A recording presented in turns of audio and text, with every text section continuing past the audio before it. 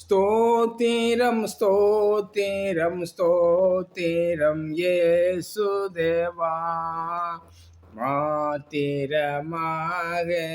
மாற்றம் கருணை வைத்ததே வதேவனை. ஸ்தோத்திரம் ஸ்தோத்திரம் ஸ்தோத்திரம் இயேசுதேவா. சாத்தானை ஜெயித்திட சக்திகள் ஈன்ற தேவா. ஊத்தியாய் நடந்து யுத்தத்தில் ஜெயித்து, ஊத்தியாய் நடந்து யுத்தத்தில் ஜெயித்து தேவதேவரை. ஸ்தோத்திரம் ஸ்தோத்திரம் ஸ்தோத்திரம் இயேசுதேவா. ஆமேன். பிரியமானவர்களே, ஒவ்வொரு நாளும் யுத்தம் உண்டு, ஒவ்வொரு வினாடியும் ஒவ்வொரு நிமிஷமும் யுத்தம் உண்டு.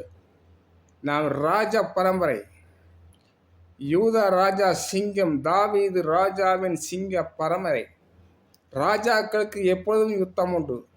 அது எந்த ராஜாக்களுக்கு? அபிஷேகம் பெற்றவர்களுக்கு. அபிஷேகம் பெற்றால்தான் ராஜாக்களே ஆக முடியும். அபிஷேகம் கர்த்தருடைய கரத்தினாலே அந்நிய பாஷை அடையாளத்துடன் அபிஷேகம் பெற்றால் அவர்களுக்கு கண்டிப்பாக யுத்தம் உண்டு. யுத்தத்தில் ஜெயமெடுக்க வேண்டும். சகல சத்துருவின் வல்லமைகளையும் ஏசப்பா பெரியவராயிருந்து யுத்தத்தில் ஜெயம் கொடுப்பார். இந்த கடைசி காலத்திலே பரிசுத்த ஆவியானவருடைய வல்லமை எல்லாவற்றையும் ஜெயிக்க கிருபை தருவார். பிலிப்புவை ஆவியானவர் கொண்டு போனார், அதை போல நம்மையும் ஆவியானவர் கொண்டு போவார். சாத்தானை ஜெயிப்பதற்கு கிருபை தர வேணும். அதற்காக ஸ்தோத்திரம் செய்யுங்க. எப்போதுமே அதிகாலையில் ஸ்தோத்திர பலி. கர்த்தர் உங்களை ஆசீர்வதிப்பார். God bless you. Amen amen. இதை சப்ஸ்கிரிப்ஷன் பண்ணுங்கள், இதை லைக் பண்ணுங்கள்.